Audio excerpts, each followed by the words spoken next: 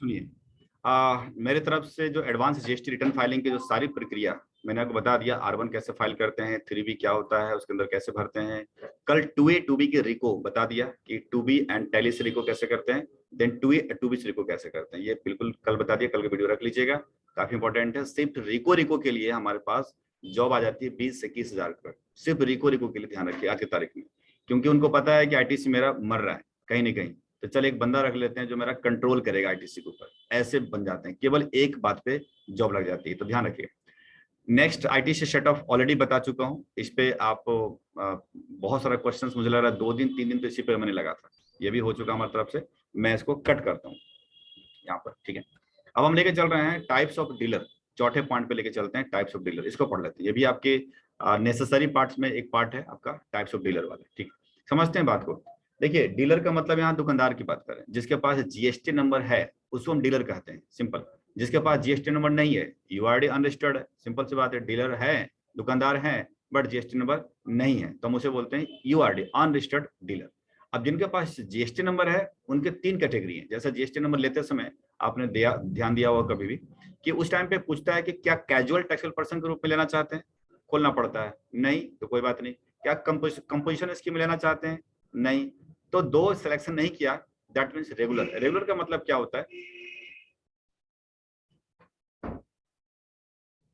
कि ऐसे कोई भी डीलर जिनकी बिजनेस नियमित रूप से चल रहे हैं, यानी रेगुलर चल रहे हैं, और आउटपुट इनपुट का कवर करते हैं, मतलब कलेक्शन करते हैं जीएसटी, और इनपुट यानी परचेज के ऊपर जो जीएसटी दिया है वो आपस में एडजस्ट करते हैं, शट ऑफ करते हैं।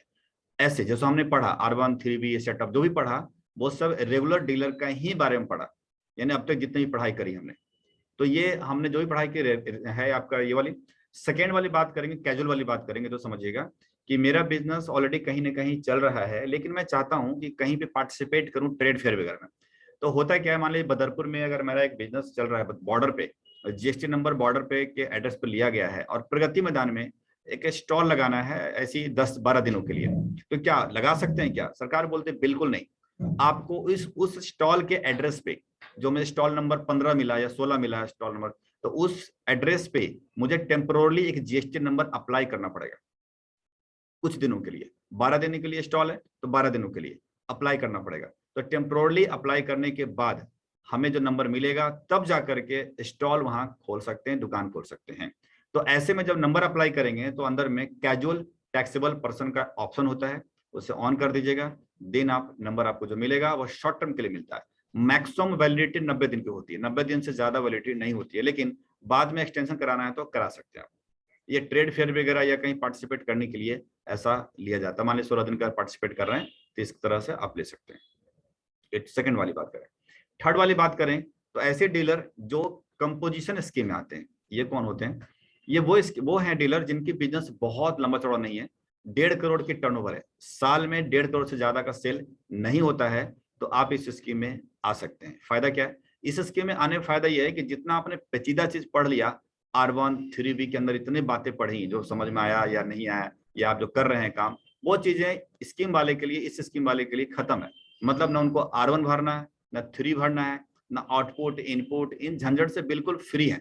ना रिवर्सल, ना इंपोर्ट, कुछ भी, सब कुछ फ्री है। मतलब आउटपुट इनपुट करना ही नहीं है। तो करना क्या है भाई, उनके लिए सिंपल बना दिया गया है एक कैलकुलेशन। सिंपल कैलकुलेशन क्या है कि अगर आप ट्रेडिंग और मैन्युफैक्चरिंग बिजनेस करते हैं और अगर टर्नओवर आपकी 1.5 करोड़ से नीचे नीचे है, तो ऐसे केसेस में आपकी 3 महीने की जो सेल होती है उसका 1% आपको जीएसटी गवर्नमेंट को देना पड़ता। 3 महीने के सेल, एग्जाम्पल के तौर पर लेता हूं कि एक डीलर है केके एंटरप्राइजेस, दिल्ली में ट्रेडर है, और क्वार्टर थर्ड की 2021-22 जो चल रहा है अभी, क्वार्टर थर्ड बोले तो आपकी अक्टूबर से लेकर दिसंबर की खत्म हो गई क्वार्टर यहाँ पर, जो क्वार्टर थर्ड में टर्नओवर 4 लाख रुपए हुई है और इस स्कीम में है, वो डीलर इस स्कीम में है, तो कितना सरकार को टैक्स देगा? सिंपल, 4 लाख का 1% निकालना, 1%, जो एक बिल्कुल कम पढ़ा लिखा बंदा भी कैलकुलेटर पे निकाल देगा। 1% जो बनता है 4,000 रुपए, उस 4,000 को 2 पार्ट में डिवाइड कर देनी है। आज 2,000 करके 2,000 CGST में आपको भरना है चालान के थ्रू से, और 2,000 SGST में भरना है, बस आपकी लायबिलिटी मुक्त हो गए। तो बहुत ही सिंपल सरल उपाय है, खत्म कहानी हो गई। तो उनके लिए जो ट्रेडिंग करते हैं, मैन्युफैक्चरिंग करते हैं और बिजनेस का टर्नओवर 1.5 करोड़ से नीचे है तो आपको टेंशन मत लीजिए। 3 महीने के जो टर्नओवर है उसका 1% निकाल करके सरकार को दे दीजिए, आपका रोल खत्म है। सर्विस बिजनेस करते हैं, जैसे मैं पढ़ा रहा हूँ या कोई और सर्विस बिजनेस है, हमारे बिजनेस का अगर 50 लाख से ज्यादा का टर्नओवर नहीं है, कम है, तो हम भी इस स्कीम में आ सकते हैं, लेकिन 6% हमें देना पड़ेगा। जहां 4 लाख है, 6% यानी कि 24,000 रुपये सरकार को देने पड़ेंगे। थोड़ा महंगा है, बहुत महंगा है, लेकिन ठीक है, इस स्कीम में आने के यही कंडीशन लगा रखी है। रेस्टोरेंट वाले के लिए, जहाँ जो लीकर नहीं यानी शराब नहीं सर्व होता है, वहां की बात कर रहे हैं, नॉर्मल रेस्टोरेंट है, उनका बनाया गया है कि 1.5 करोड़ टर्नओवर से अगर नीचे है तो आप 5% का टैक्स दे करके, यानी 4 लाख का 5% टैक्स दे करके आप छुट्टी पा सकते हैं, इस स्कीम में आ सकते हैं। तो बहुत ही सिंपल कैलकुलेशन दिया गया है। अब थोड़ा दूर और कर लेते हैं कि कंपोजिट डीलर जो देख रहे हैं, एक माइनस पॉइंट है कि उसी के लिए ना ट्रेड फेयर, मतलब जो सभी चीजें ये खत्म हो गई कहानी। ये अलग था, ये अलग है, ये अलग डीलर हो गया, अलग।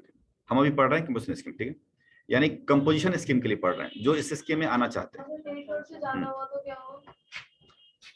1.5 करोड़ से ज्यादा टर्नओवर है तो अभी इस स्कीम से बाहर निकलना पड़ेगा, आपको करना पड़ेगा रेगुलर, यानी R13 भरने पड़ेंगे नॉर्मल तरीके से, ठीक है ना। तो ये है आपका, और आउटपुट इनपुट आपको यहाँ पर माइनस करने को नहीं मिलेगा, आपको समझिए। और नंबर 4 पॉइंट में बात करते हैं कि कंपोजिट डीलर के एक माइनस पॉइंट नजर आ रहा है यहाँ पर, कि कंपोजिट डीलर हमेशा लोकल माल बेचेगा, केवल लोकल सेल कर सकते हैं, इंटर स्टेट सेल करना मना है, तो इसको ध्यान रखिएगा। ऐसे बहुत सारे पॉइंट्स हैं, तो आज कवर नहीं हो पाएगा, अब थोड़ा सा पार्ट लेते हैं हम यहाँ पर, बाकी हम कल देखते हैं, ठीक है, डन। चलिए नेक्स्ट। कौन-कौन से आते हैं, क्या-क्या कौन-कौन बेचने वाले आते हैं? कोई भी हो सकता है, ट्रेडर, मैन्युफैक्चरर, सर्विस वाले, रेस्टोरेंट वाले, कोई भी हो सकते हैं, ठीक है। कंडीशन देख लीजिएगा, टर्नओवर क्या चल रहा है, डन। चलिए अभी रखते हैं, कल इसको फिर रिपीट करेंगे हम लोग। ओके, बाय बाय, 8 बजे आ जाइएगा।